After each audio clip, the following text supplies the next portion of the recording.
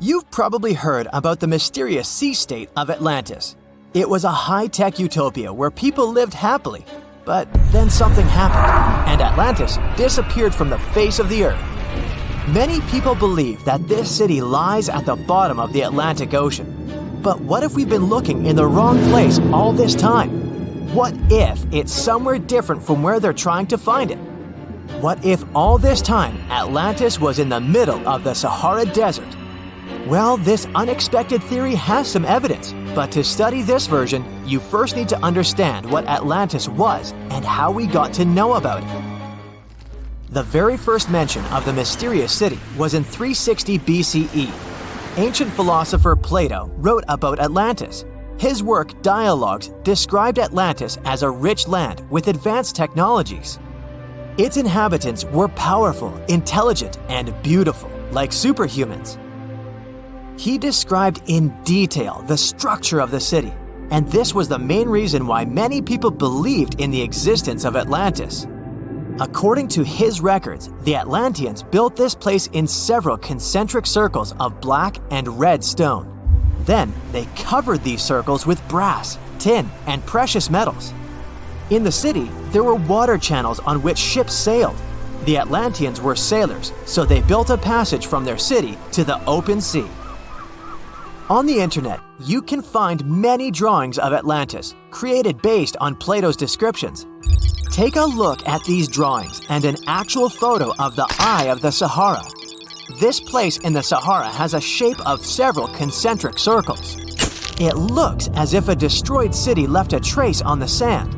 Many people have written online that the lost city was located there, but no one could prove it. Once upon a time, the Sahara was filled with rivers and lakes. In prehistoric times, there was only water there. So far, everything matches. The Eye of the Sahara was first discovered in the 1930s. This place was considered a crater from a fallen meteorite. But in the middle of the 20th century, scientists conducted a soil analysis and refuted the version with a fallen space rock. In the end, everyone agreed that this was a dome of molten rocks under which magma was raging. For millions of years, wind and water had been destroying the formed landscape and eventually made it look like perfect circles. But what if the Atlanteans once came to this place and used natural circles to build a city? In this case, we would have many traces and artifacts from this developed civilization. And yes, archaeologists did find some arrowheads, spears, oars, and other things there. But this has nothing to do with Atlantis. In the Eye of the Sahara, a multitude of Acheulean artifacts lies. It was an ancient tribe that frequented this place. For the first time, Acheulean tools appeared more than 1.5 million years ago. Some of the items found there may be 130,000 years old, and according to the records, Atlantis existed about 12,000 years ago. Archaeologists found no artificial structures in this place. There was also no debris or traces of a large city. People would have found some stuff if a big city with advanced technologies had existed here. The main supporter of this idea was one YouTube channel. It collected 1 million views and attracted the attention of many historians and anthropologists. The theory that the Eye of the Sahara is Atlantis was quickly refuted. People found too many discrepancies between this place and the description of Atlantis. The author tried to catch the viewer's attention by presenting external similarities between the natural landscape and the fictional ancient city. Another popular theory claims that Atlantis was a real continent located off the Bahamas, but then this city was swallowed up by the Bermuda Triangle. According to this legend, the city ruins still lie at the bottom of the triangle, but there's no confirmation of this theory either. Writer Charles Berlitz invented it. Adherents of this theory claim that the walls and streets in the western part of the Bahamas might be the ruins of Atlantis. But scientists disagree. They have proven that these walls are natural formations of coastal rocks. There are also rumors that the story of Atlantis was inspired by an actual historical catastrophe, the Black Sea Flood. This is the Bosporus, a strait in Turkey connecting the Black Sea and the Sea of Marmara. Around 5,600 BCE, the Black Sea was twice as small as it is now and had many cities on its shores. Unfortunately, a huge flood destroyed this flourishing civilization. Within a year, cities descended underwater, and surviving inhabitants moved to foreign lands and spread stories about the flood. Maybe these stories inspired Plato to come up with Atlantis. In the 1950s, people came up with another version. Atlantis was the continent that is now Antarctica. Tens of thousands of years ago, a warm continent with a developed city shifted to the northern part of our planet because of the movement of Earth's crust. The Atlanteans couldn't adapt to the cold conditions, and Atlantis was covered with a thick layer of ice. This theory was refuted when scientists began studying the tectonic plate's nature. It turned out that Earth's crust couldn't have moved such a huge continent as Antarctica. The tectonic plates don't behave this way at all. But the main question is, was Atlantis real? No one had described it before Plato. Perhaps the philosopher came up with it. Maybe he did this to emphasize the correctness of his views on life and to identify his philosophical theories. In his works, he wrote a lot about divine and human nature and how people can destroy this nature. He spoke of decaying ideal societies because of immoral behavior and vices. The Atlanteans were once moral, spiritual people who created a utopia, but then they became greedy and mean. They destroyed their inner nature, and for this, they had to witness the destruction of their city.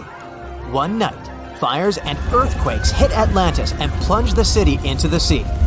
The higher powers punished people for their immoral behavior, and Plato also wanted everyone to be afraid of moral decay. But judging by the descriptions of the earthquakes and fire, it may seem that Atlantis was destroyed by a volcanic eruption, as it was with the ancient Roman city of Pompeii. And such destructions have happened pretty often throughout history. Natural disasters ruined many developed cities. One of the most famous cases occurred in 1100 BCE in the Mediterranean Sea, when a volcanic eruption destroyed the highly developed Minoan society. The Minoan society existed for about 2,000 years. These people mostly lived on the islands of Crete and Santorini, located north of Crete. The Minoans had beautiful houses, a sewage system, and a developed economy. They were engaged in agriculture, grew fruits and vegetables, painted frescoes, and made jewelry. They were the first people to found the thalassocracy, an empire based on the sea. They lived off of fishing, piracy, and maritime trade. At the time, they performed cruel rituals, and their way of life was far from moral.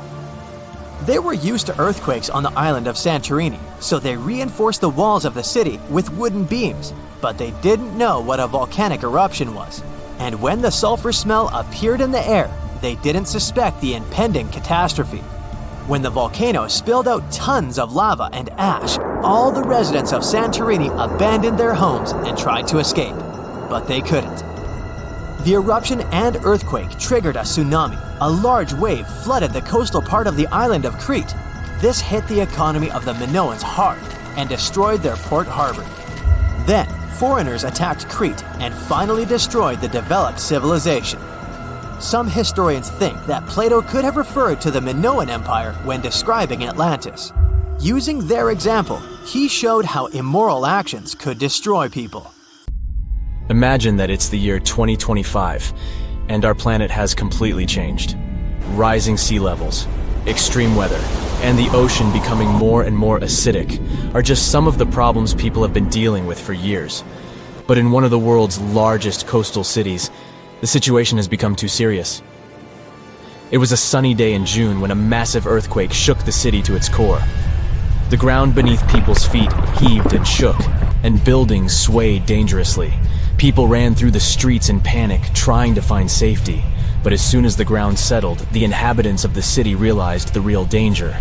A wall of water, almost 100 feet high, was rushing toward the city, propelled by the force of the earthquake. The tsunami hit the city with unimaginable force. Entire neighborhoods were wiped out, and thousands of people lost their lives. But here's where things get interesting. In the aftermath of the disaster, The city's authorities realized that they couldn't just rebuild the city as it was before. They needed to be better prepared for the next potential disaster. And so they came up with an incredibly ambitious project to build an underwater city. The goal was to create a self-sufficient, sustainable city beneath the ocean's surface that could withstand any natural disaster. The underwater city would be powered by renewable energy, using tidal power and underwater solar panels. It would be designed to withstand extreme weather and would have its own emergency response systems. The project attracted some of the world's top scientists, engineers, and architects. They worked tirelessly to design the city and carefully considered every aspect of the project. The underwater city would have everything that a typical city had, from schools and hospitals to stores and restaurants. There would be underwater farms where fish and other marine creatures could grow. The city would even have its transportation system, advanced submarines, and underwater tunnels connecting different parts of the city. The project became a shining beacon of hope for people. It showed that even in the face of disaster, we could come together to create something amazing. But as time went on, the project no longer seemed so perfect. The cost of the project turned out to be higher than planned. There were also concerns about how long such a project would exist. After all, the ocean is very unpredictable. And still, the team of scientists and engineers never gave up. After years of trial and error, they finally created the perfect underwater city, a marvel of engineering, a self-contained ecosystem that could sustain people indefinitely. The buildings were constructed from a material that could withstand the immense pressure at the bottom of the ocean, and the city itself was powered by a network of advanced hydroelectric turbines. It wasn't long before the first wave of colonists arrived at the underwater city. There were different people in this group, and each of them had their own reasons for choosing to live in this new world beneath the waves. Some were adventurers seeking a new world to explore, while others were hoping to escape natural disasters raging on dry land. But despite their differences, all these people shared a common goal: to build a new society, one that was in harmony with the natural world. The underwater city flourished, and new discoveries were made every day. The colonists developed new technologies and ways to tame the power of the ocean. They learned to farm the sea and started cultivating underwater gardens that provided them with a steady food supply. But living underwater was challenging. People felt isolated and even claustrophobic. The situation came to a head when a group of activists started to protest against the city's expansion plans. They argued that the underwater city was a threat to the environment it was meant to protect, and that the colonists should focus on reducing their impact on the delicate underwater life. The protests sparked a heated debate among the colonists. Some of them argued that the survival of the city depended on its growth and expansion. Others claimed that the city needed to prioritize the protection of the environment above all else. In the end, a compromise was reached. The city would continue to expand, but the main priority would be sustainability and a responsible attitude to nature. The colonists would do their best to reduce their impact on the environment by using new technologies and following strict conservation rules. And they would also remember the importance of protecting the ocean and its fragile ecosystem. Years went by, and the underwater city continued to thrive. New generations of colonists were born, and they grew up in a world entirely different from the one their ancestors had known. They never saw the world on the surface, but appreciated the beauty and complexity of the underwater world they called home. And as the years passed, the city became a symbol of hope for a world struggling with the devastating effects of climate change. It showed that despite all difficulties, people could come together to create a better world.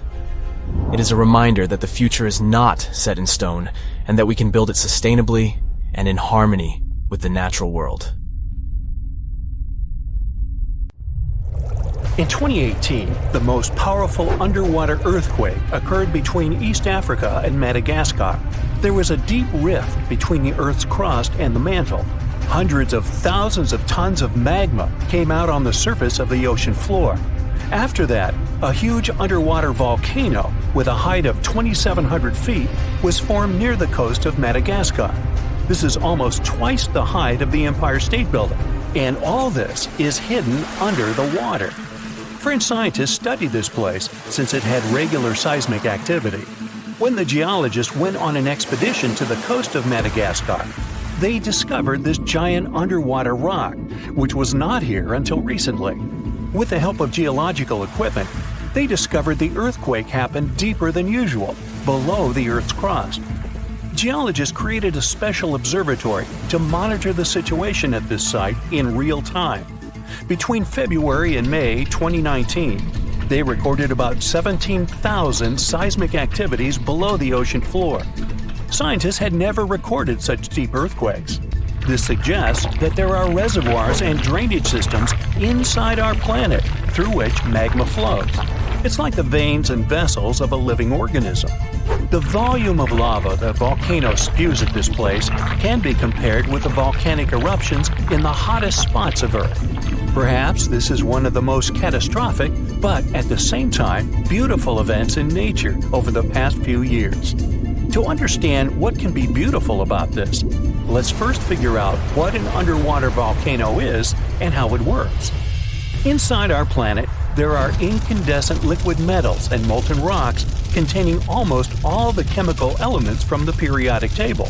All this hot substance is called magma, which constantly flows in the planet's bowels.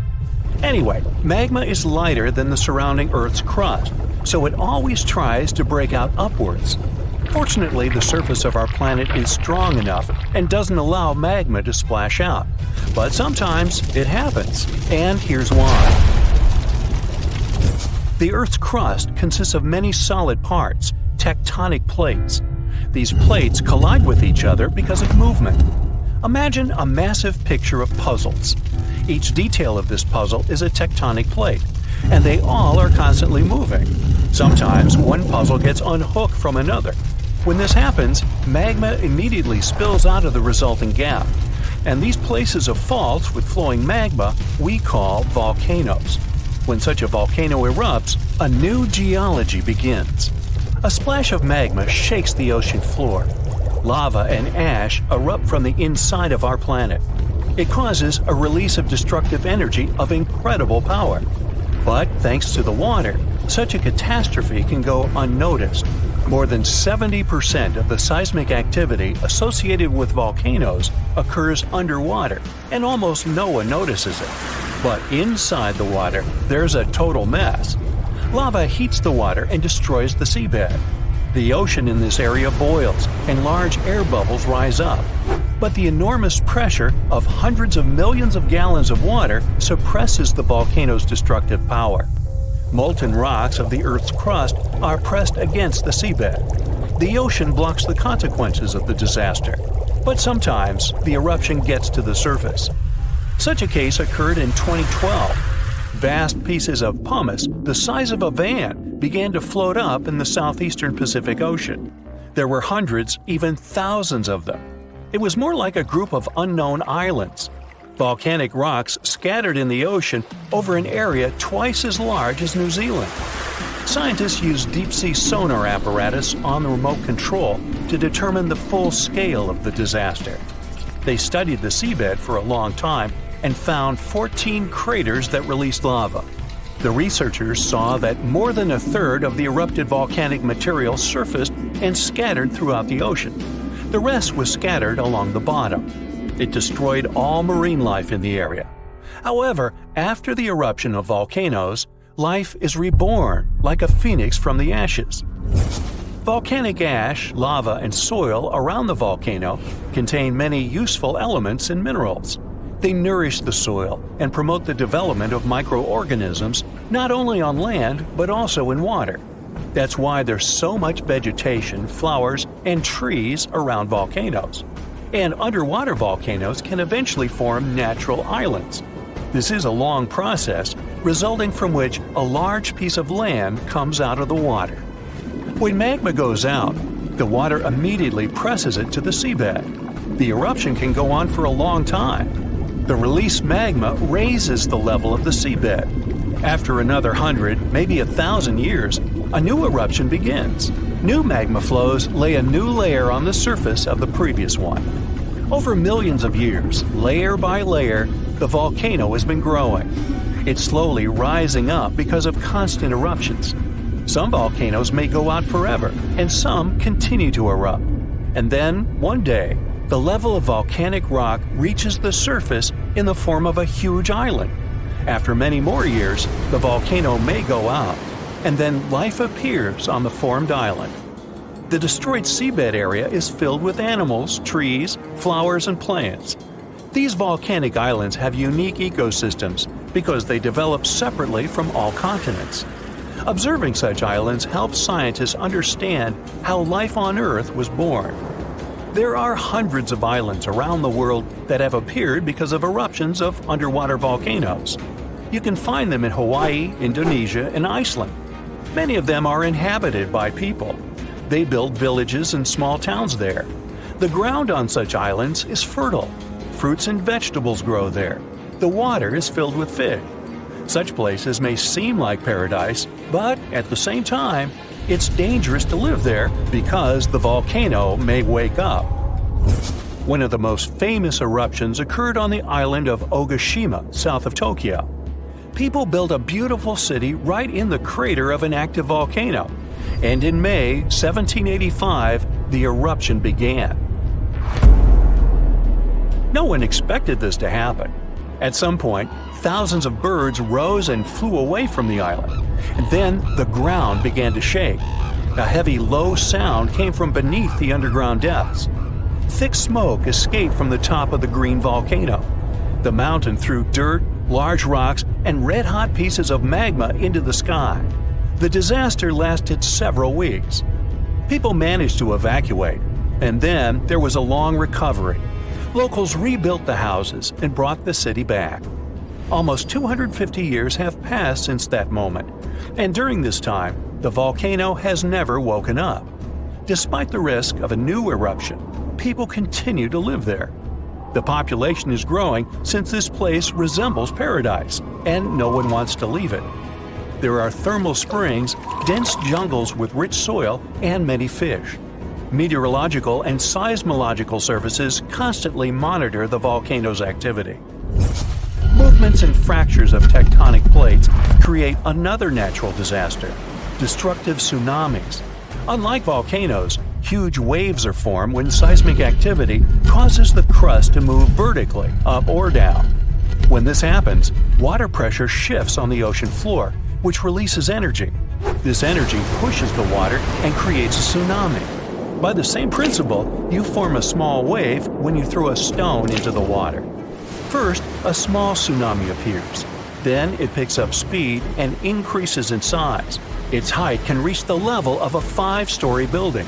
It's heading for the coast and accelerating to 500 miles per hour. This is almost twice as fast as a Formula One race car. Millions of gallons of water, weighing thousands of tons, are getting closer. And now the wave reaches the shore and demolishes everything in its path.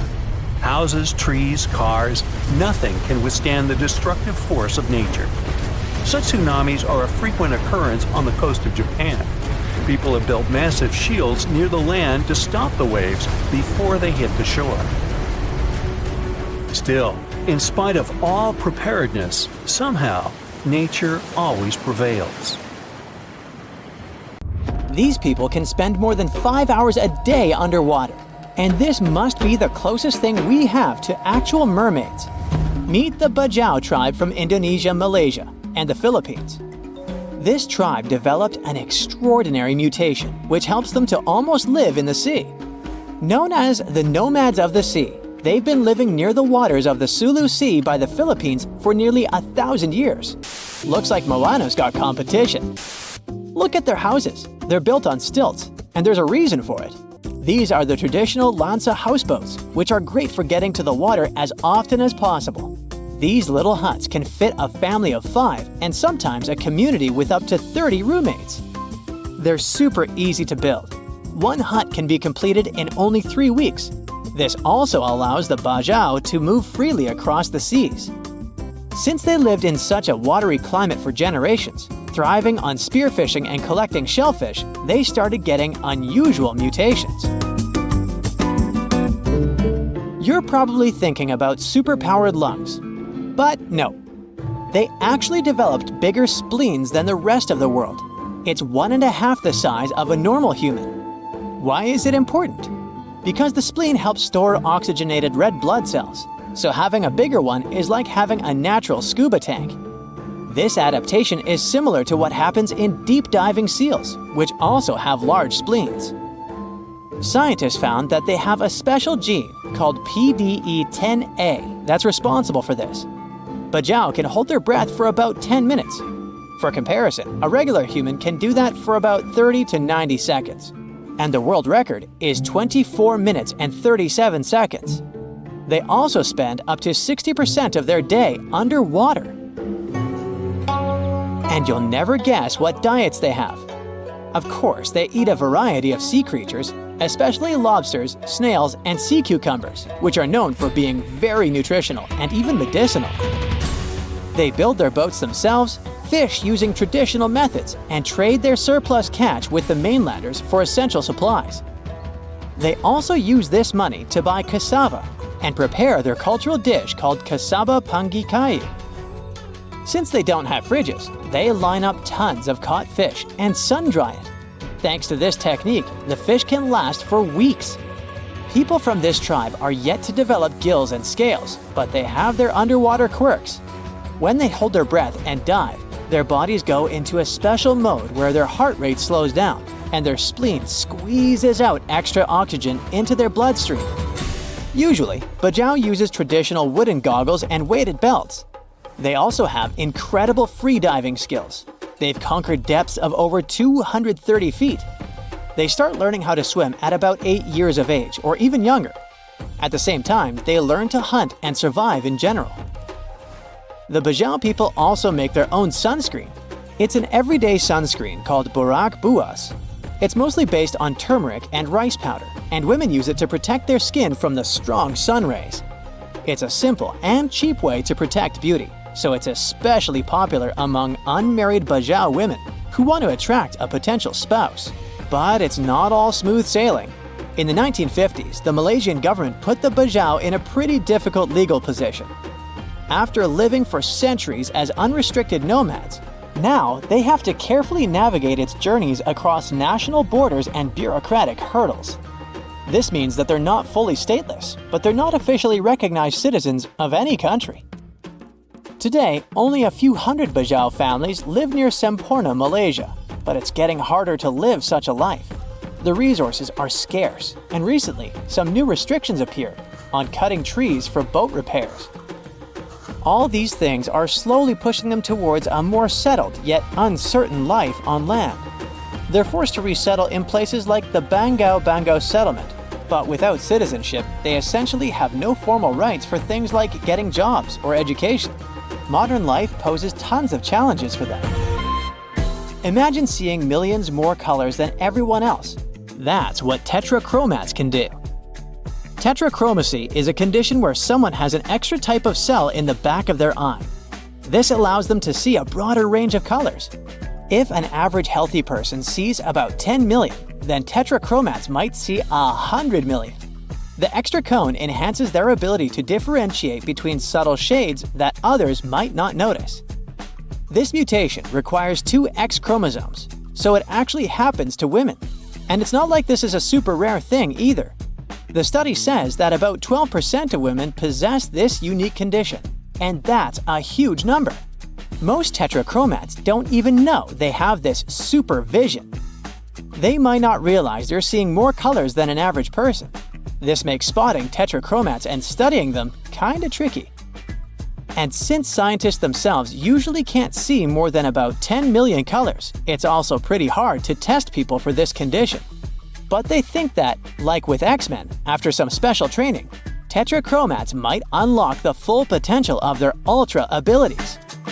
Marfan syndrome is a genetic condition that affects the body's connective tissues, making them more elastic. This can make you unusually tall, have elongated limbs, and often be extremely flexible. And some people use this as an advantage in their careers. Javier Botet was diagnosed with Marfan syndrome at a young age, but he made a name for himself in the horror film industry. He can contort his body in such an eerie and unsettling way that this has landed him roles in numerous films, such as Mama, The Conjuring 2, It, and Slender Man. But Marfan syndrome is a spectrum disorder. While some people with the condition can live relatively normal lives, Others may face serious health issues.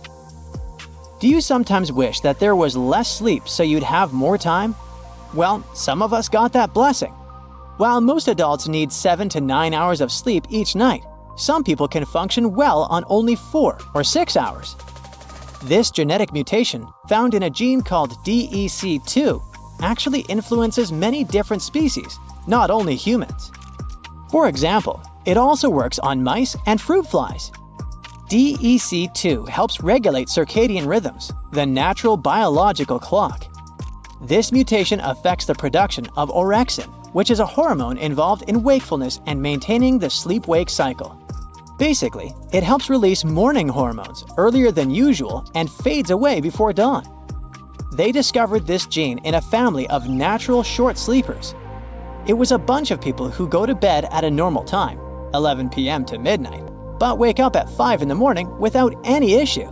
It's a super rare mutation.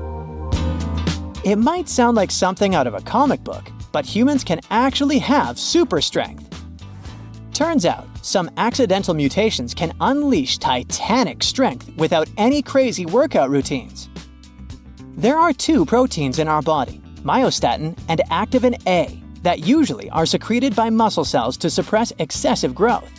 In other words, these 2 help regulate the size and number of your muscle cells, so you don't end up accidentally looking like Schwarzenegger. But as you can guess, some do end up like that. People with this genetic condition don't produce these proteins. Without hitting the gym, they can naturally grow their muscles extraordinarily large, resulting in super strength. It's called myostatin-related muscle hypertrophy. Sounds kinda dangerous, right? And it is. When you become a Superman, there's also the risk of muscle imbalance, heart and joint issues, and other problems. Let me take you to a place that seems to be out of this world. Life inside this cave has been isolated from the outside world for about 5.5 million years. And it does show. See for yourself. Due to such a long isolation, the conditions inside the Mobile Cave are like nowhere else on our planet. A unique ecosystem is flourishing there, even though there is a severe lack of sunlight inside the cave, and the air is toxic. The cave, located a few miles west of the Black Sea in Romania, was first discovered in 1986. Nowadays, you can only visit it if you have special permission. Plus, the central caverns are guarded naturally by narrow limestone tunnels and vertical shafts. So, if you're no stranger to claustrophobia, you'd probably better not enter this place. In the depth of the cave, the air has twice less oxygen than the air outside. Instead, it contains a lot of carbon dioxide and hydrogen sulfide, so not the freshest air you can breathe. It's also pitch black inside the cavern. But despite, or should I say, thanks to, this cocktail of extremely harsh conditions, the site is a true goldmine for biologists. Shockingly, life seems to be booming here. In a 1996 study, scientists identified 48 species, and 33 of them were unique to the cave. Most of the creatures inhabiting the cave are tiny, with long limbs and antennae that help them navigate in the dark. They have no vision and lack pigment, and it makes sense.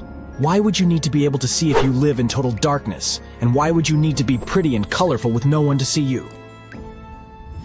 Now, I'm going to take you to another cave. It's no less amazing, but looks very different. This is the Giant Crystal Cave, aka the Cave of the Crystals, in Mexico. These ginormous crystals were found in 2000 by a mining company after the water was pumped out of the cave. 2 miners then saw the crystals after entering the drying cave on foot. These awe-inspiring crystals are actually massive gypsum pillars hidden 984 feet underground. They're anchored to the walls and the floor of the scorching hot cave.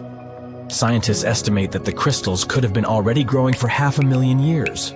That's why many of them are so long and wide that you can walk across them. Unfortunately, visiting this wonder of nature is impossible at the moment. But maybe it's for the better, since the Giant Crystal Cave is a dangerous place that can easily turn into a trap. For tens of thousands of years, it was filled with groundwater, which was originally pushed upward into the opening by a magma chamber located in the depths of our planet.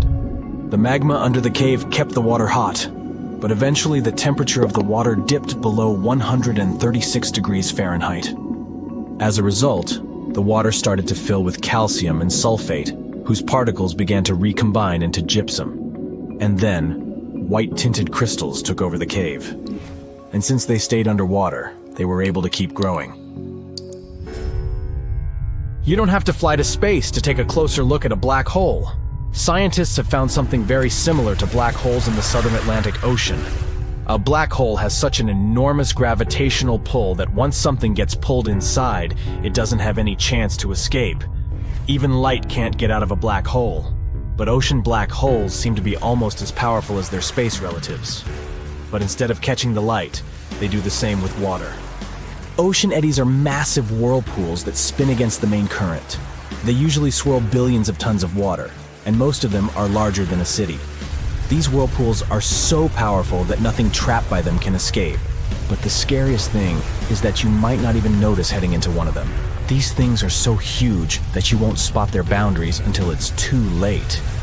When scientists started exploring ocean vortices with the help of satellites, they discovered the borders of several eddies. After that, they managed to prove that, mathematically, these whirlpools are the same as mysterious black holes in space. Massive eddies are surrounded by super-tight barriers where fluid moves in closed loops. Even water can't get out from the inside of these loops.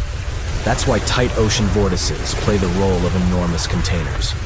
Water inside them can be totally different from the ocean surrounding an eddy. And I'm not only talking about its temperature.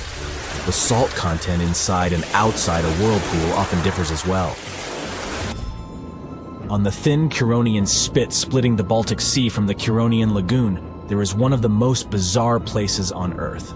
Locals call this area the Dancing Forest because pine trees in this forest have shockingly unusual shapes.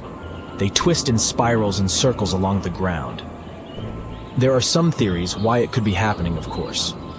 Some people claim that huge amounts of positive and negative energies once clashed in that spot. More down-to-earth individuals believe that the reason is geological. Sandy soil in the area is too unstable to hold trees growing upright. The most popular is the idea that strong winds blowing from the water influence the shape of the trees. In any case, experts haven't come to the final conclusion yet. Look at these underwater crop circles. For the first time, they were spotted in 1995, close to southern Japan's coast.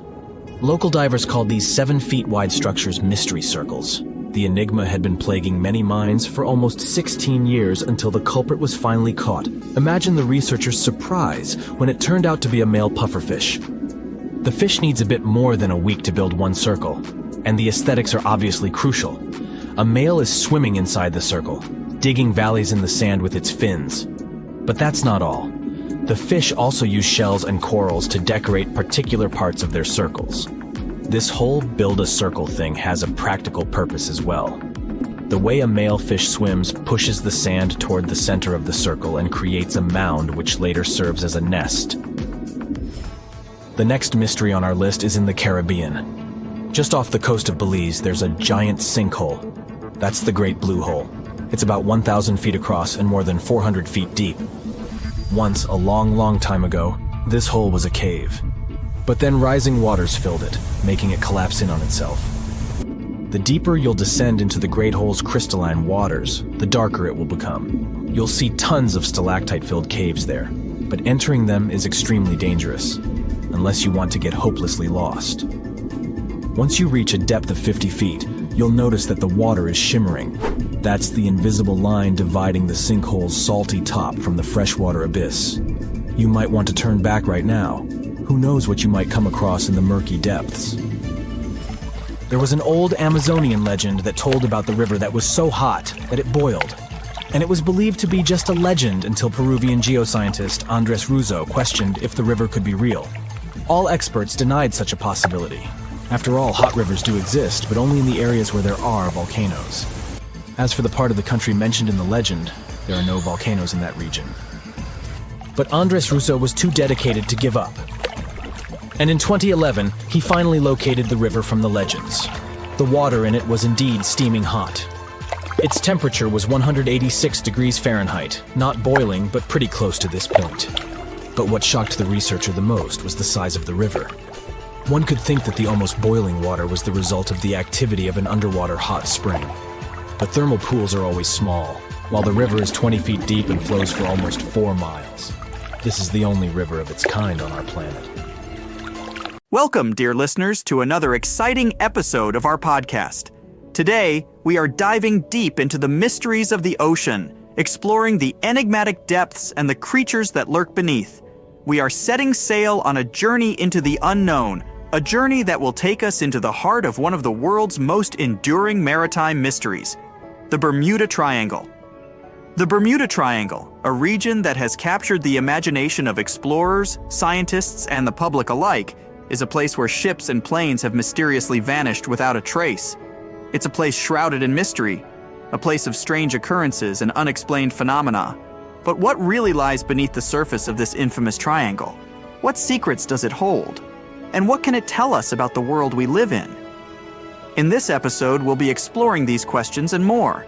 We'll delve into the historical legends of the Kraken, the scientific evidence of giant squids, and the unique characteristics that make these creatures so fascinating.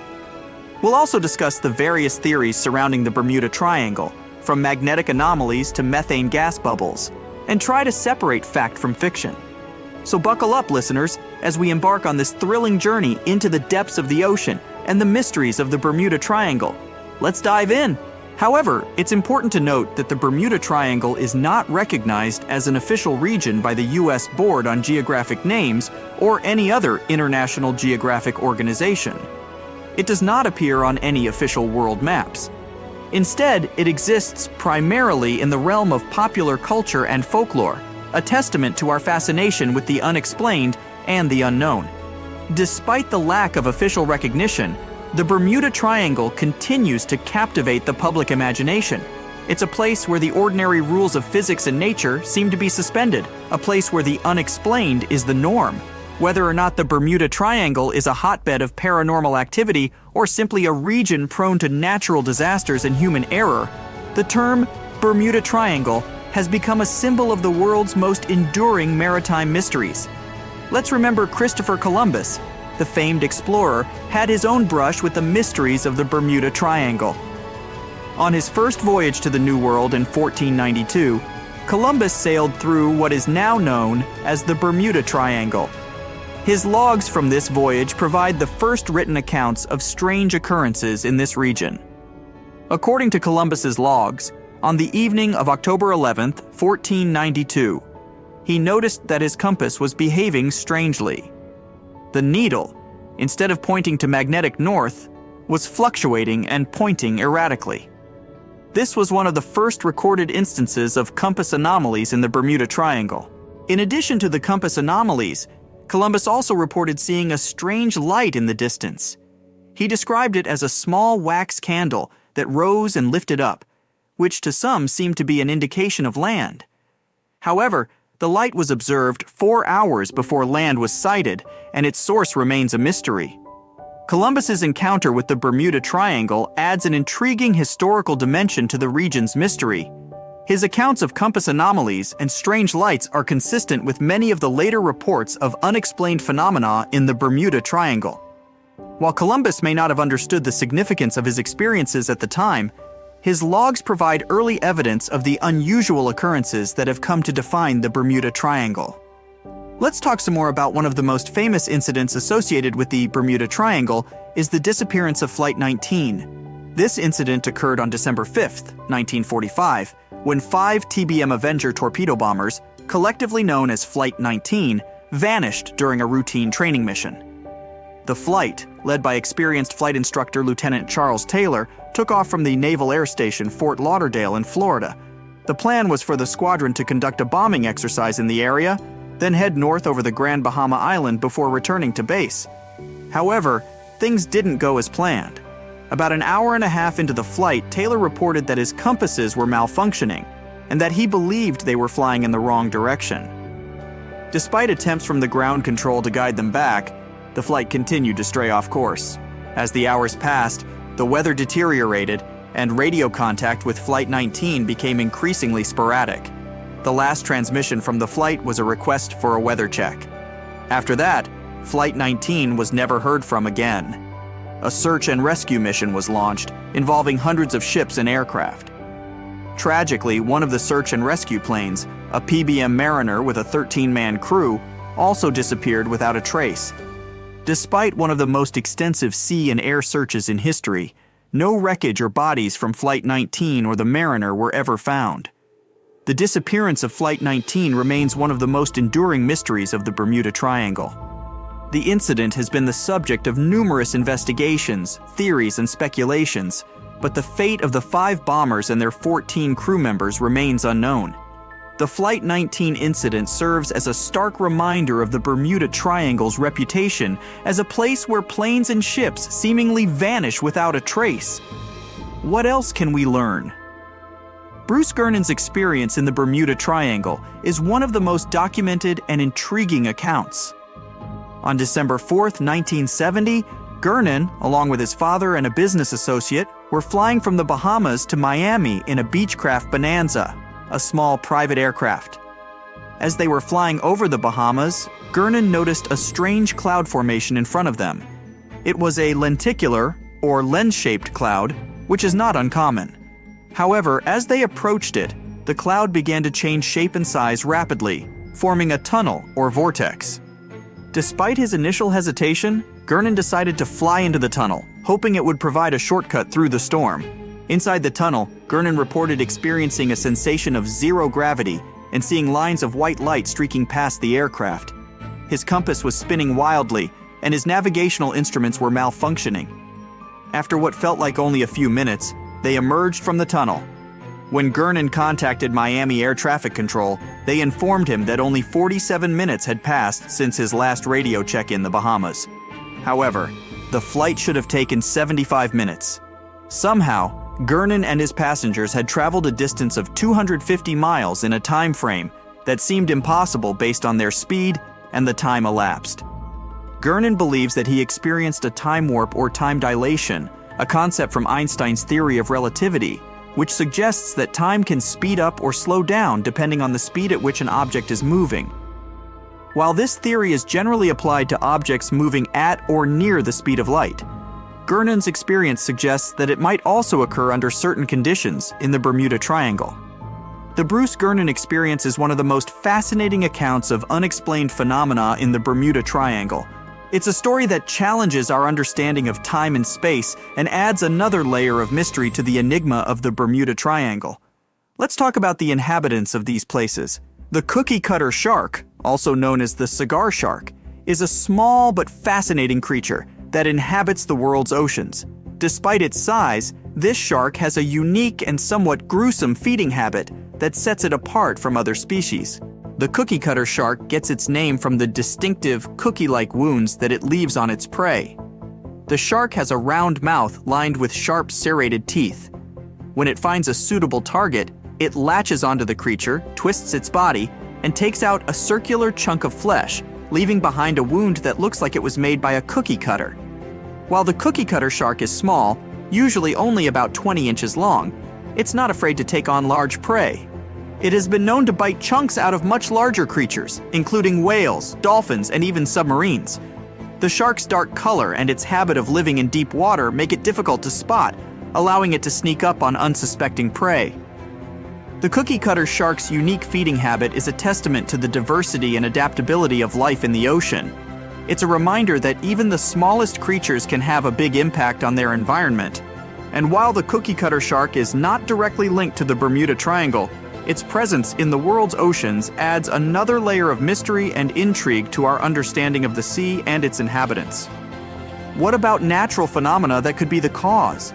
The Earth's magnetic force or magnetic field is a natural phenomenon that plays a crucial role in navigation. It's what makes compasses work, guiding sailors and pilots around the globe. However, in the Bermuda Triangle, the Earth's magnetic force behaves a little differently, leading to one of the most popular theories about the region's mysterious disappearances. In most places on Earth, compasses align with the magnetic north, which is slightly different from the geographic North Pole. This difference is known as magnetic declination, and navigators must account for it when charting their course. However, in the Bermuda Triangle, an area known as the Agonic Line exists. Here, the magnetic north and the geographic North Pole align, meaning there is no magnetic declination. This lack of declination can cause confusion and navigational errors. If a navigator doesn't realize they've entered the agonic line and continues to correct for declination, they could veer off course without realizing it. Over time, this small navigational error can lead to a significant deviation from the intended course, potentially leading to disaster in the treacherous waters of the Bermuda Triangle.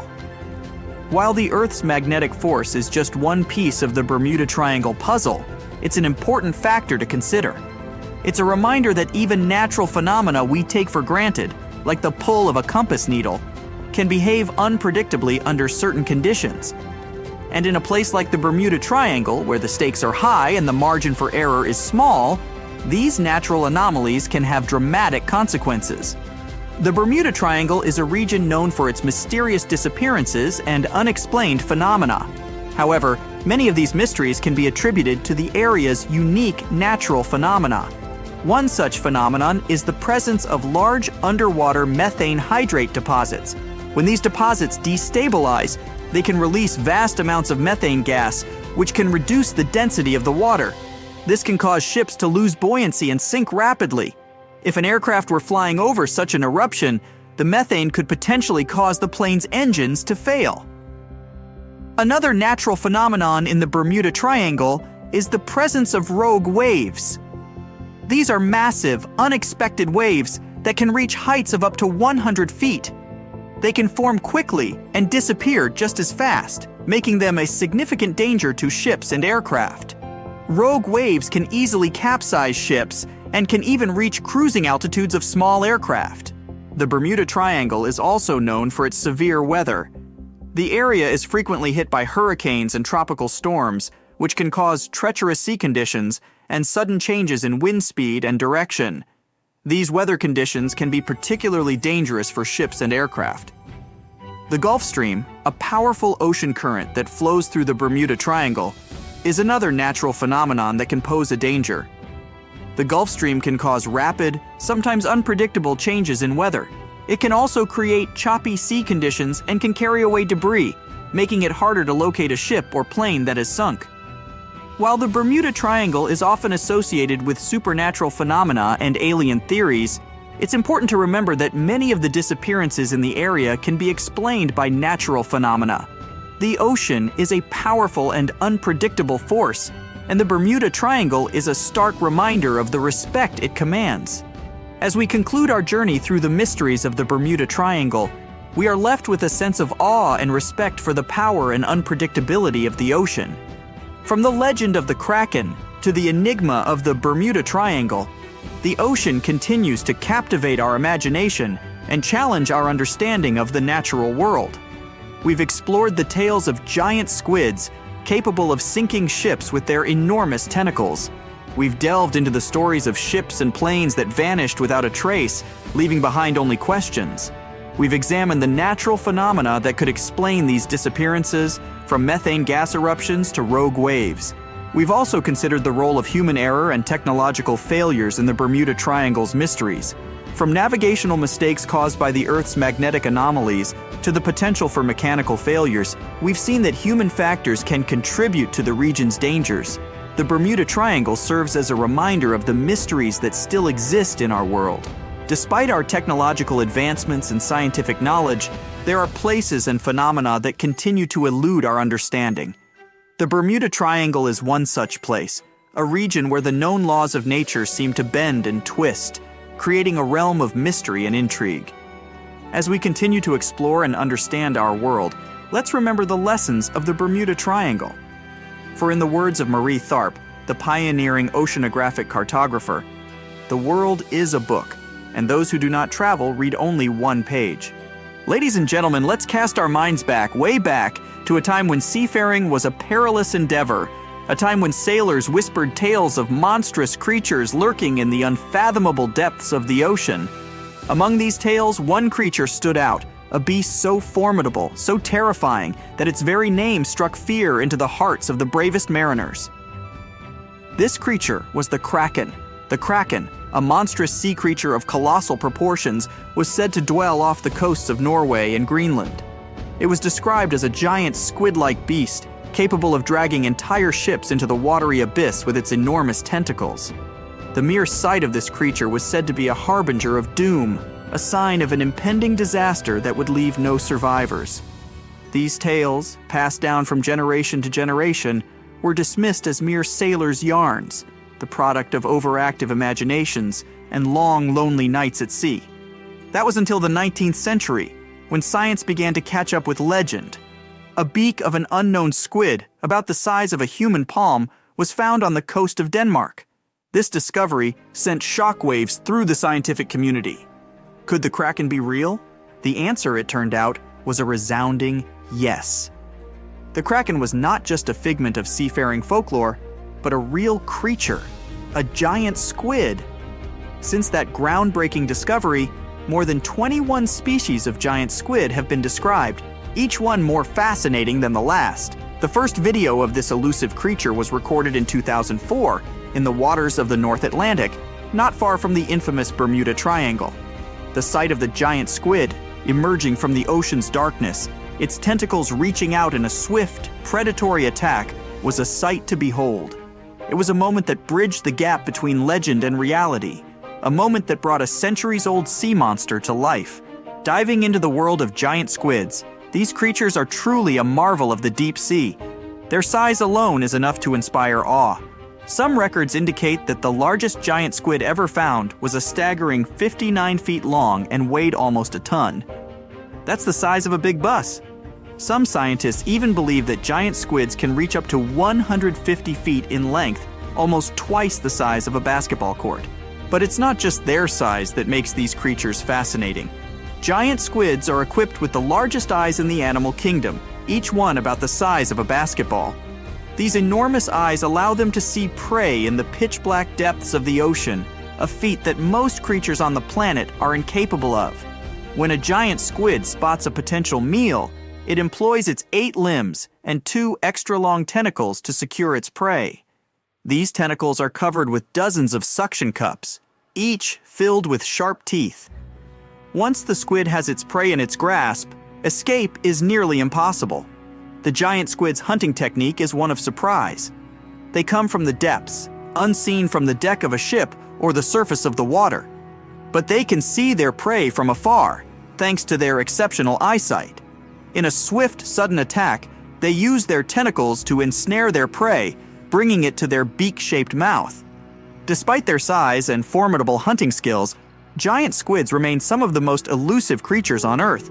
They spend most of their time at depths of 1,303,000 feet, far beyond the reach of most human exploration. As a result, scientists know very little about their behavior, social life, or habits. But one thing is certain: the ocean is teeming with these incredible creatures, each one a testament to the wonders and mysteries of the deep sea. Now imagine this: you're on a ship, sailing through the vast expanse of the ocean, when suddenly, a giant squid emerges from the depths. It notices your ship, and mistaking it for food, it quickly approaches and attacks with its tentacles. With its 8 limbs and 2 extra-long tentacles, it wraps around your boat, biting the deck with the sharp teeth on each arm. The squid's surprise attack is its primary weapon. It comes from the depths, unseen from the deck of a ship, but it can see the ship from afar, thanks to its exceptional eyesight. In a swift, sudden attack, it uses its tentacles to ensnare the ship, rocking it from side to side until one of its parts sinks in the water. However, despite its size and strength, the giant squid is unlikely to sink a large metal ship. While it could potentially cause damage, it's unlikely that a single giant squid could sink a large ship that disappeared in the Bermuda Triangle. But what if there were more than one? What if a group of giant squids attacked a fleet of ships sailing through the Bermuda Triangle? In the past centuries, when ships were made of wood and were lighter, it's possible that giant squids could have sunk an entire fleet. They could have wrapped their strong tentacles around the decks, made holes in the ship's bodies with their sharp beaks, and broken the masts and torn the sails with their toothy suction cups. The ships would have sunk in a matter of minutes, leaving only survivors to reach the shore and tell tales of the monstrous creatures that attacked them. These stories could be the origins of the legends of the kraken, tales of giant sea monsters that have been passed down through generations. While we now have sonars and equipment for monitoring the sea space, the thought of giant squids lurking in the depths, ready to attack, is a chilling reminder of the mysteries and dangers that lie beneath the surface of the sea. The next topic is Bermuda Triangle, a region stretching between the points of Miami, Bermuda, and Puerto Rico, has been the subject of intrigue and speculation for decades. This area, which is one of the most heavily traveled shipping lanes in the world, has been associated with an unusually high number of ships and aircraft disappearing under mysterious circumstances. Theories about the Bermuda Triangle range from the plausible to the fantastical. Some suggest that the area is a hotbed for unusual natural phenomena. For instance, the Bermuda Triangle is known to be a place where compasses point to true north rather than magnetic north, potentially causing confusion and navigational errors. This phenomenon, known as the agonic line, could contribute to the disappearances. Another theory points to the presence of large underwater methane gas bubbles. Scientists have discovered craters off the coast of Norway that were likely created by such bubbles. If similar methane eruptions occur in the Bermuda Triangle, they could theoretically sink ships by decreasing the water's density. However, despite the numerous theories and the triangle's ominous reputation, data from the U.S. Coast Guard suggests that the number of incidents in the Bermuda Triangle is not significantly higher than in other parts of the Atlantic Ocean. Many of the disappearances can be attributed to human error, bad weather, and heavy maritime traffic. Moreover, the Bermuda Triangle is subject to frequent tropical storms and hurricanes, and it is also traversed by the Gulf Stream, a strong ocean current known for causing rapid, sometimes unpredictable changes in weather. The region also includes the Milwaukee Depth, the deepest point in the Atlantic Ocean, adding another layer of danger for ships and aircraft. The mystery of the Bermuda Triangle is a complex puzzle. It's a place where natural phenomena, human error, and perhaps even giant squids intersect, creating a web of intrigue and speculation that continues to captivate our collective imagination.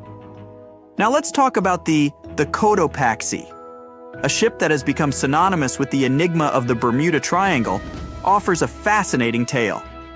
This ship set sail in 1925, embarking on a journey from Charleston, South Carolina, to Havana. However, it never reached its destination. The ship, along with its crew, vanished without a trace, adding another mysterious incident to the lore of the Bermuda Triangle. The disappearance of the SS Cotopaxi remained an unsolved mystery for decades. Then, in the 1980s, a shipwreck was discovered 40 miles off St. Augustine, Florida. The wreck was initially unidentifiable, earning it the nickname Bear Wreck. It was only after years of research and investigation, primarily by marine biologists, that the ship was finally identified as the missing SS Cotopaxi.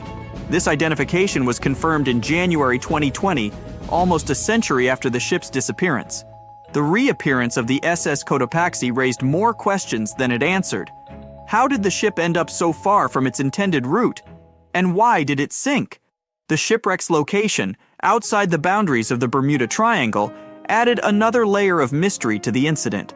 The SS Cotopaxi incident serves as a poignant reminder of the ocean's unpredictability and the enduring mystery of the Bermuda Triangle. It's a tale of a ship that set sail on a routine voyage, only to disappear into the annals of maritime lore, leaving behind a trail of questions that continue to intrigue and mystify to this day. The term Bermuda Triangle was first coined by writer Vincent Gaddis in 1964 in an article for the magazine Argosy. Gaddis used the term to describe an area in the Atlantic Ocean, which is bounded by Miami, Bermuda, and Puerto Rico.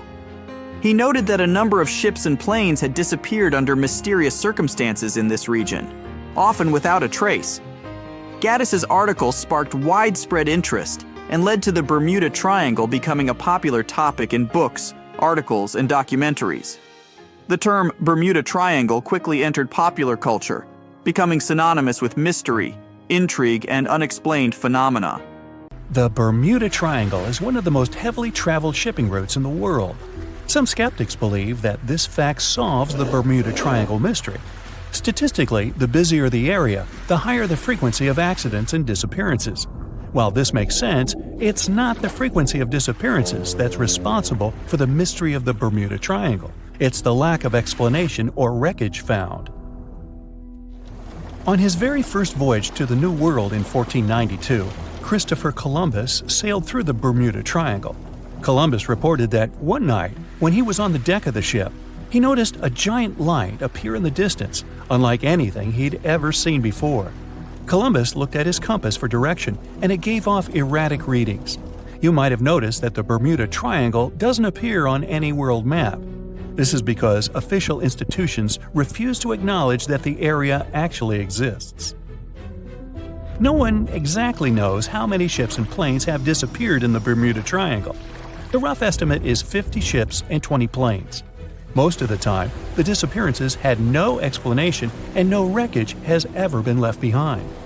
When the TBF Avenger planes went missing, a massive search operation was conducted.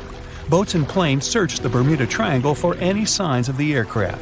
One of the boats searching was a PBM-5 Mariner airboat. The airboat took flight at 7:27 p.m. and called in a routine radio message 3 minutes later. Then, it was never heard from again. No trace was ever found of the rescue airboat or the 5 Avenger aircraft. A huge investigation was launched into the disappearance of all these vehicles, but nothing was ever discovered. The Bermuda Triangle is home to some pretty intense and unexpected weather. Storms build up quickly and unexpectedly, then disappear soon after. If you blink, you might miss it. This could explain why few distress signals are issued. Pilots and sailors never saw the weather coming. A popular theory suggests that rogue waves are responsible for the many disappearances. Rogue waves are called extreme storm waves by scientists. They occur when different weather patterns take place at the same time and cause large, unexpected waves that reach up to 100 feet tall. Witnesses say that the waves look like giant walls of water. These waves could explain why ships go down fast and without leaving any trace. Just off the coast of Japan, you'll find the Bermuda Triangle of the Pacific Ocean. They call it the Devil's Triangle. Between 1950 and 1954, 9 ships disappeared in this area without leaving a trace. The ship Kaio Maroon 5 was sent to investigate these unexplained disappearances when it also vanished. After this incident, the Japanese authorities labeled the area as a danger zone, and sailors were encouraged to avoid it. Some people blame all disasters on the extraterrestrial paranormal activity. Others suppose it's all about raging natural phenomena. Some scientists believe the cause of anomalies is the environmental changes. Also, there's a really high concentration of methane hydrates on the bottom of the ocean in the Pacific Bermuda area. This gas tends to set off, and when it happens, bubbles start forming on the surface of the water. These gas eruptions can interrupt the ability to float and can easily sink a ship. Because of this chemical reaction, there won't be even a trace left. Underwater volcanoes are said to be another possible explanation for the Japanese Dragon's Triangle. In fact, they can take down even small islands. Luckily, nobody lives there. It's a pretty common thing in this area that some of them disappear underwater and others appear out of the blue because of seismic activity. You'll never find the Dragon's Triangle on any official map of the world, so nobody's quite sure about how large it is in reality. In July 2015, 2 teenagers disappeared after setting sail off the coast of Florida. There's some mystery about what the 2 teens were really getting up to. They told their parents that they were just going to fish, but they told their friends that they were crossing to the Bahamas. Shortly after they left, a line of thunderstorms moved towards the area, and the boys were never heard from again. A massive search was conducted, but sadly, nothing was found. 1 year later, the pair's boat was found off the coast of Bermuda with a broken iPhone and some personal effects left inside. One of the most popular and bizarre theories trying to solve the Bermuda Triangle mystery comes from Charles Berlitz. He insists that the area is home to the lost city of Atlantis. The missing ships and planes and malfunctioning equipment, according to him, were all caused by rays of energy let out by the special energy crystals that power Atlantis. While this sounds silly, Berlitz's theory was convincing enough that over 20 million people bought his book worldwide. Previously, the compass wouldn't work well in the Bermuda Triangle since the lines of the 2 poles coincided here, true north and magnetic north. But if you fall into this line, your compass will behave strangely. But the magnetic north is constantly shifting, and now it's far beyond the triangle. No legend says pirates of the last centuries operate in the Bermuda Triangle, or that the Flying Dutchman makes other ships disappear. A popular theory is that ships travel to the distant past or future through a time portal in the Bermuda Triangle. Fortunately, these are all myths. Just imagine hundreds of giant tentacles reaching out to a group of ships sailing through the Bermuda Triangle. In the past centuries, they could easily sink an entire fleet, since the ships were made of wood and were lighter. Squids wrapped decks with their strong tentacles, made holes in the ship's hulls with their sharp beaks. Toothy suction cups could break the masts and tear the sails. The water was filling the holds and slowly rising to the deck. The ship sank in a matter of minutes. Survivors reached the shore and told everyone about huge monsters. This is how the legends of the Kraken appeared. Fortunately, now people have sonars and equipment for monitoring the sea space. They say the main reason why this place is so enigmatic must be the magnetic fields that form this ominous triangle. Ocean floor is made of rocks containing a lot of magnetite. It's more like iron. Magnetic fields react to the high concentration of magnetite on the ocean floor, which may start a sort of conflict between the two. It can often lead to various weather anomalies and, as a result, navigation issues. And naturally, any changes in the ocean floor or the Earth's magnetic fields influence the Bermuda Triangle a lot. Magnetic fields tend to shift their position, so do tectonic plates and even the continents, even though we never notice it. The skies are usually very clear there, but back in 1883, some people witnessed abnormal things in the area. Some claim to have seen large blocks of ice falling from the skies, and the crew even managed to save one as hard proof. Seems like the Bermuda Triangle has an alternate not only on Earth, but even in space. Spacecraft usually don't disappear into thin air though, like there's no air. This anomalous area is really large and stretches right above the South Atlantic. It occupies the area from Chile to Zimbabwe and sits right at the point where Van Allen radiation belts are the closest to the surface of our planet. The Earth has two such belts, which come in handy trapping the particles that shoot in from the Sun. They do a great job protecting the Earth from radiation. The magnetic field there is lower, so it allows the Earth's radiation belt to come closer to the surface. Whenever a satellite passes by, it will be exposed to radiation, which might lead to serious damage. So, no satellite can take pictures of it. The South Atlantic anomaly is part of the Earth where natural radiation just flows out of control. Still, there is little evidence that all these triangles are really dangerous. Many believe the Bermuda Triangle itself has been proven time and again to be nothing but a work of fiction. In fact, some shipwrecks, such as the Ellen Austin, gained popularity in the middle of the 20th century, while nobody even thought of drawing a triangle in the Bermuda area before that. The mystery was popularized by science fiction writers and became a common myth, while no serious research proved it any more dangerous than other parts of the world's ocean. So, the crew of the Ellen Austin back in 1881 weren't even aware of the Bermuda Triangle back then, let alone afraid of it. What do you think?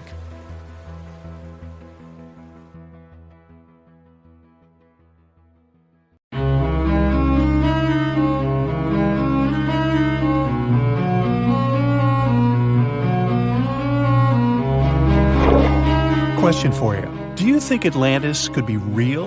It remains as one of history's greatest mysteries. The legend began with Plato all the way back in ancient Greece. The tale of a civilization that formed and prospered before our own.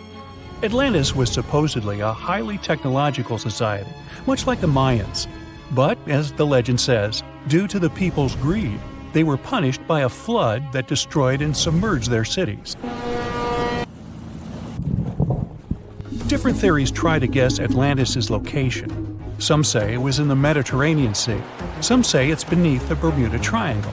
But, as science has shown us, Atlantis may be only an allegory for humankind. Today, you'll discover several amazing underwater cities that you have never heard of. They existed indeed, and are not just a myth. We're taking you on an excursion to the underwater city of Baia, which is on the coast of Italy. Known as the Las Vegas of the Roman Empire, Baia was a resort city. The Roman elite traveled there for recreation. Imagine an open-air spa. That was Baia. You can visit the submerged town by scuba diving and get close to that perfectly preserved, magnificent Roman sculpture, a true underwater wonder.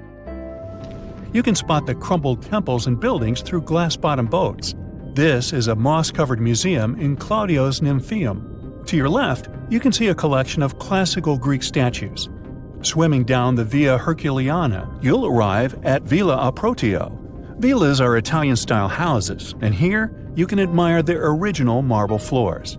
Notice the black and white patterns and the astounding shapes they make. Next, you'll arrive at Portus Julius. Can you see the collapsing wall structures at the bottom of the seafloor? You'll see well-preserved columns and limestone floors. Behold the ruins of the thermal baths of Lacus. The remaining multicolored mosaics are something great to see. You'll see their orange, blue, and green tiles if you get close enough. At Pisoni's Villa Pila, you'll see 25 preserved Roman pillars. Notice the arches, the frescoes nearby, and the magnitude of this well-kept treasure. The city was located over natural volcanic vents, so there were hot springs to be used at will. People went there looking to have an excellent time. And when I say people, I mean some of the great Roman emperors we learn about in school: Nero, Cicero, Caesar. But around the 8th century, the city was sacked and the luxurious town was abandoned. Slowly, the water level rose and the city started to drown. You are on a summer vacation off the coast of Greece, 4 hours outside of Athens, in the Peloponnese Peninsula on Pavlo Petri. You dust off your snorkel and head for a free dive on a bright sunny day. Sometime into the dive, you start noticing patterns on the seabed. 13 feet below the surface, the outline of familiar objects starts to appear, one by one. As you continue swimming, what looks like the outline of an entire city emerges before your eyes. You wonder, how could water have taken the whole city? Rocks are perfectly aligned into what appears to be the foundation of a building. Nicholas Fleming, a British oceanographer on vacation in Greece, was the person that discovered Pavlo Petri. He was documenting the seafloor artifacts. The team found the site filled with pots, storage vessels, and tools. A quern stone, for instance, is a tool used for grinding grains and turning them into flour. Multiple amphoras, which were found then, indicate that this settlement dated back to the Bronze Age, 5,500 years ago, when people started living in towns. The settlement is believed to have lasted for over 2,400 years. Pavlo Petri is considered today the oldest submerged town yet found, and it's impressive that it wasn't a simple village. It was a vibrant port city with stone-built buildings, a marketplace, streets, and even squares. Let's continue our exploration and find secrets in other underwater cities. You are diving off the coast of the Ryukyu Islands. Pacific waters are far from smooth. There's a strong current pulling you into the deep sea. Suddenly, you see a huge structure thanks to the sunlight shining down on the seabed. At first, it looks like Machu Picchu's ruins across the globe in Peru. As you approach it, you slowly figure out its form. A pyramid-shaped structure, arches, staircases. It's something that could have easily been a palace or castle. Could this also be a sign of human activity? What you just saw is known today as the Yonaguni Monument. It also goes by the name of Japan's Atlantis. The entire monument is about the size of 5 football fields and the height of a 5-story building.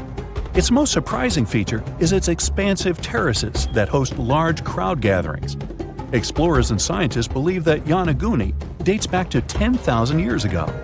But whether it is a man-made structure or a natural formation is still under debate. For Japan's top marine geologist, Professor Masaki Kimura, Yonaguni is the heritage of a lost civilization. Kimura has dived into exploring the ruins over 100 times over the past 10 years. According to him, there are clear signs of human activity down there. The triangle pool, located on the monument's surface, is a triangle-shaped concave that is a historical symbol of water fountains in the region. There is also a giant turtle carved on the eastern side of the structure. And according to Kimura, turtles have an important cultural meaning. Several pieces of stone tools have been recovered from the site. Their estimated age dates back to 10,000 years ago. However, not all scientists are convinced of the same. For many, Yonaguni is the result of thousands of years of erosion. The fact that the monument is composed of one massive rock leads them to believe that it is not human-made.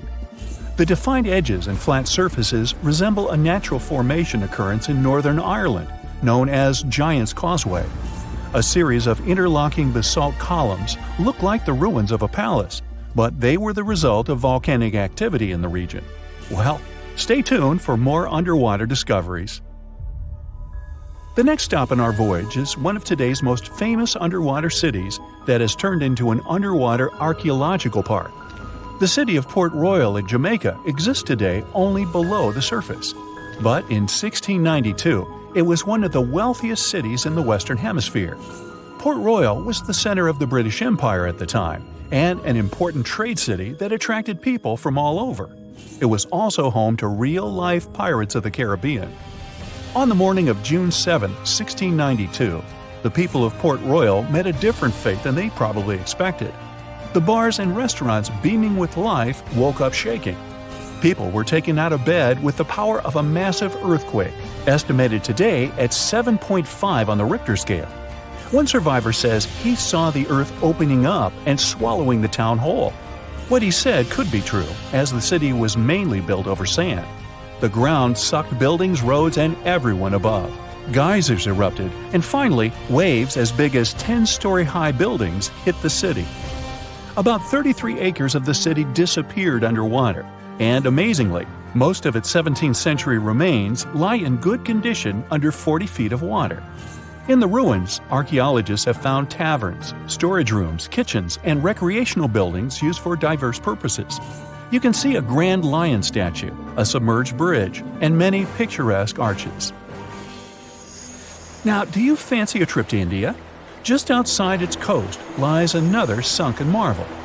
A site known as the Lost City of Cambay is located on the Gulf of a similar name.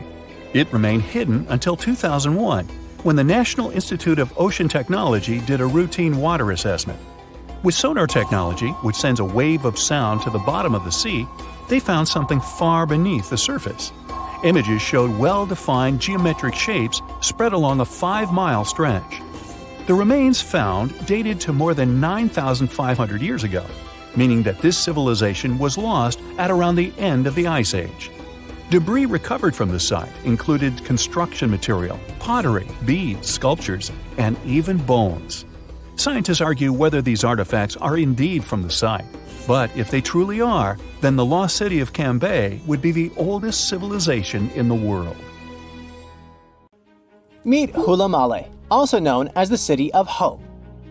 This nickname makes total sense since this artificial island is part of the Maldives' big plan to avoid being completely submerged in the near future. Hula Male was created by placing sand from the seafloor onto a submerged coral platform, and it worked. This city sits about 6 feet above sea level, which means it's twice as high as the Maldives' capital, Male. While more and more people are moving there to live, the island was also designed to serve as a temporary evacuation site during dangerous storms and typhoons. Seychelles is another gem in the Indian Ocean that's at risk of disappearing. Unfortunately, coastal flooding is becoming a common issue there, especially during spring tides and heavy rainfall. The problem is that their main island, Mahé, hosts about 90% of the country's population. Along the coast, it's only about 6 feet above sea level. Fiji is the third tropical paradise on our list, and it's also a top pick for travelers. But this nation is in a tough spot, since it's located right in the middle of the Pacific Ocean, where huge storms can really turn things into chaos. Take Cyclone Winston. It hit Fiji back in 2016 and ended up costing them over $1 billion in damage. So one thing they're doing to protect themselves is planting mangroves along the coast and preserving the ones that already exist. These trees are awesome since they help reduce wind speed during cyclone emergencies and also combat erosion by trapping sediments. Egypt might be in trouble too. I mean, it's not like the whole country is going to be underwater, and we'll only see the tips of the pyramids in a few years. But things could really change for them, as coastal cities are facing a serious risk. Take Alexandria, for instance. 45% of its population already lives below sea level. If the city is flooded, not only will everyone have to move, but Egypt in general will suffer a major impact on its fish production. In Europe, one of the most at-risk populations is in the Netherlands, where about half the people live in areas below sea level. In the future, planning a romantic gesture with tulips for your girlfriend could become an impossible mission. The Netherlands is responsible for 2/3 of the world's tulip production. So if fields are taken over by saltwater, it's game over for the blooms. But the good news is that the Dutch have centuries of experience dealing with water, so knowing how to work with storm barriers and seawalls can prevent them from a doomsday scenario. The risks of rising sea levels probably aren't higher anywhere else than here in Tuvalu. This island chain, located halfway between Australia and Hawaii, could be the first state to become uninhabitable. Its stunning land is only about 9 feet above sea level. And just by looking at it on the map, you can see how narrow it is. In fact, the narrowest part in Fongafale is only about 65 feet wide. So even before higher tides become a real problem, the country's limited farmland could be flooded with saltwater. The next country on our list is the Philippines. This archipelago in Southeast Asia boasts some of the most stunning scenery, but it faces the risk of flooding for 2 reasons. First, due to rising sea levels, and second, because of crazy, unpredictable weather. Since 1990, events like cyclones, earthquakes, and tsunamis have cost the country over $20 billion. Have you ever heard of Vanuatu? This chain of islands, spread out between Australia and Fiji, could be flooded soon. Vanuatu was one of the first Pacific nations to relocate an entire community to a safer spot. Back in 2005, residents living in risky coastal areas of the northern island of Tegua moved to higher ground. Next up, the Marshall Islands, a country located in the Central Pacific. Studies show that 40% of the buildings in the capital city, Majuro, could end up underwater in the future. But this country isn't throwing in the towel just yet. They've got a game plan. They are fortifying the infrastructures of their low-lying airport, relocating key buildings to higher ground, and putting up seawalls on rural islands. Heading south, we've got Nauru. This is actually one of the smallest countries in the world, covering just 8.1 square miles. Today, it's home to 10,000 people, but it's on the brink of becoming uninhabitable. Water levels are rising about 3 times faster there than the global average. The Buada Lagoon sparks special concern since it's the only surface freshwater resource, and it's located only 16 feet above sea level. Our next stop in the Pacific Ocean is the Republic of Palau. Rising sea levels are no joke for them either, but protecting their crops, especially taro, is a priority at this moment. About halfway between Hawaii and New Zealand lies Samoa, and this country is dealing with a unique situation. Not only is the volume of water increasing there, but their land is also sinking. You see, a couple of strong earthquakes and tsunamis hit Samoa back in 2009. So as the crust bounces back to its original position, the overall land surface is actually going down.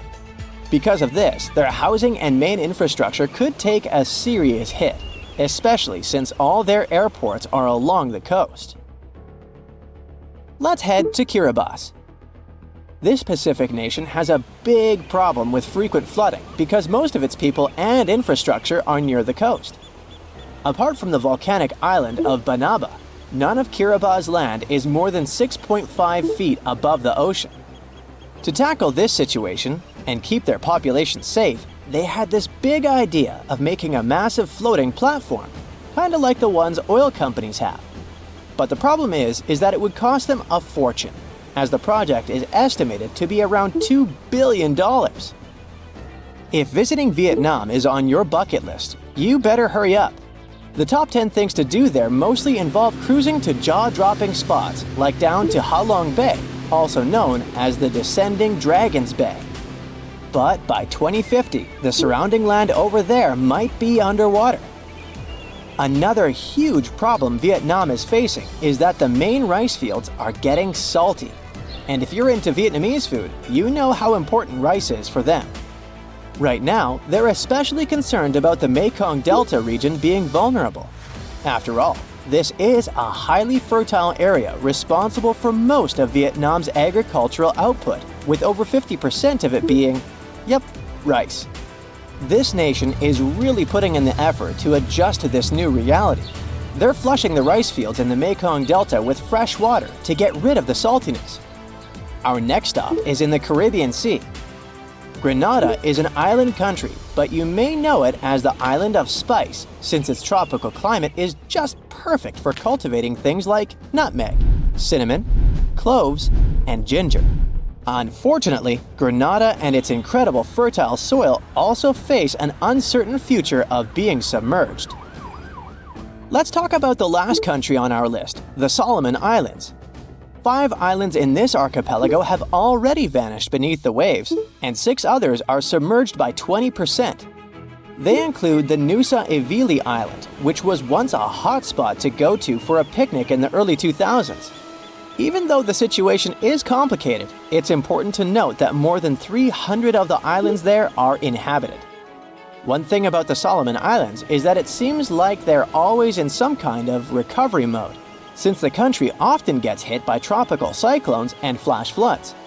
Their population is already working hard to save their homes from the rising seas by building stone walls along the coast, planting mangroves, and constructing houses in higher areas.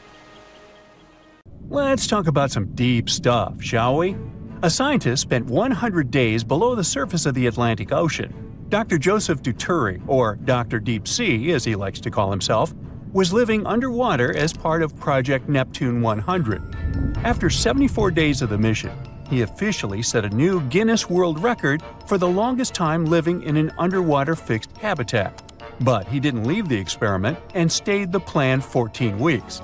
You can test yourself and stay in the exact same place where Duturi lived. It's called Jules Undersea Lodge, after Jules Verne, author of 20,000 Leagues Under the Sea. The idea of Project Neptune 100 is to study how pressure affects humans, both physiologically and psychologically. Dr. Deep Sea, who's a biomedical engineer and associate professor at the University of South Florida, stayed so long underwater to see if increased pressure can help humans live longer and prevent health problems that come with old age. From day one of the mission, Duturi actively shared what was going on social media. He mentioned that another important goal for him was to inspire scientists from different generations to study life undersea. It was quite different from living on a submarine. Subs are sealed when they go underwater and have sea level pressure, so people on it don't feel an enormous difference in pressure, even deep down. Duturi's underwater home didn't have any solid hatches or airlocks between the ocean and the living space. It was like a glass of water turned upside down and pushed into a sink full of water. There was still a pocket of air at the top of the living space and a pool of water on the floor of one room coming from the ocean. So the air inside the lodge was squeezed by the ocean's weight and was about twice higher than on land. There isn't much research on what happens when we're exposed to hyperbaric pressure for a long time. There's only some data from submariners. Even after just 2 months under the sea, they had disturbed sleep patterns and problems with the levels of certain hormones that had to do with sleep. They also lost bone and muscle mass. Our bodies are built for sea level conditions, but as pressure mounts, hydrogen sneaks into our bloodstream, causing chaos. Between 30 and 100 feet down, you might feel some euphoria, but dive deeper and you'll feel like you've hit the bar too hard. Scientists think it has something to do with messed up signals between neurons in our brains. Luckily for Duturi, he was only staying 30 feet deep, so it wasn't an issue. Still, he only got half the amount of sunlight we're used to on land and not nearly the same amount of vitamin C. During the 100 days of the experiment, the scientists collected data, collaborated with other researchers, virtually taught a biomedical engineering course at his university, and reached out to thousands of students from different countries online. He stayed in the 2-bedroom apartment 30 feet below the surface of a lagoon in Key Largo, Florida. It's attached to the seabed by leg structures. There are 3 windows with a direct ocean view and some marine life outside. There's a command center that keeps oxygen, water, and power levels under control. An AC keeps the temperature comfortable, and a chef dives in to cook meals for whoever stays inside. When he was done with his mission, Dr. Daturi got back on the surface. His family and friends, the media, and many fans who were following his work online were waiting for him. He's now 55 years old, and he claims that living underwater has made him feel 10 years younger. The doctors who greeted him and the results of the tests they ran on him have demonstrated the anti-aging effect. Dr. Deep Sea noticed some improvement in his sleep and metabolism. He also noted that his body had shrunk by ½ inch. He doesn't plan to stop his studies of how isolated environments affect humans. He's going to take a flight on a modified airliner where you can experience zero gravity multiple times. It's the next step to his dream of becoming a civilian astronaut and traveling into space by 2026. Meanwhile, Tim Yarrow in South Africa went even further and spent an impressive 10 days in the water inside a tank at a shopping mall. He broke a world record, but his goal was just to find out what would happen to him. At the end of the experiment, his hands looked absolutely terrible. People who helped him fed Yarrow through a tube, and all his waste went out of the tank through a different tube. Good thing. Tim managed to survive the experiment, but he said he wouldn't like to do it again. Tim, a British biologist, explained that if he had stayed underwater longer, his skin would have broken down and he would have gotten seriously ill. Luckily for Yarrow, his hands went back to normal after a while, and he didn't get any permanent injuries from this weird experience. Now, if you're looking for more comfortable accommodations under the sea, you might want to stay at the world's first and most expensive underwater hotel in the Maldives. Guests of the Maraca Hotel wake up surrounded by the Indian Ocean, with bright coral reefs and exotic marine life. This luxurious suite was designed by top architects from New York and the Maldives. It's a 2-story construction with an upper level that has spacious bedrooms, a sun deck, and an infinity pool. The lower level is submerged over 16 feet below sea level. Guests of the Maraca get the royal treatment, which includes private butler and chef services, complimentary jet skis, on-call massage and spa treatments, and cooking dishes with chefs. But before you start packing to the Maldives for your unique underwater experience, you must know it all costs almost $14,000 per night. Now, one of the most exciting things humans have ever found underwater is the Yonaguni Monument off the coast of Japan. This structure is the closest we've ever been to finding Atlantis, and still one of the world's biggest mysteries. In 1986, a diver was looking for hammerhead sharks not far away from Yonaguni Island. He noticed a huge, unusual structure in the shallow water that resembled a pyramid with multiple steps or layers leading to the top, with clear symmetrical edges, angles, and even steps. As it turned out later, it was made of shale and sandstone 20 million years old. No one knows how the construction got there in the first place, but one researcher is sure that humans built it 10,000 years ago and was part of the lost continent of Mu. This mythical continent, something like the Atlantis of the Pacific, was destroyed by a huge earthquake or hurricane and went under the sea. Its survivors moved across the earth and found civilizations, including the ancient Egyptians and Maya. Academics often say this theory is nothing but a fairy tale, but the scientist who proposed it says only humans could have carved such straight lines, sharp corners, steps, avenues, and even statues that look like animals. Since earthquakes happen so often in Japan, the construction could have gone from the ground into the sea. The more widely accepted theory is that the monument is a work of nature. It explains the amazing symmetry with well-defined parallel bedding planes along which the layers easily separate. You can find similar 90-degree angles occurring in sandstone when erosion takes place. The area's naturally strong currents could also have shaped it. It's possible that over thousands of years, major tectonic activity could have fractured the sandstone into geometric patterns. During the Miocene period, tectonic activity collected vast amounts of sandstone in the area. Geologists think the monument could be part of a much larger underlying rock from this event, and earthquakes that often happen here have shaped the rocks into what they look like now.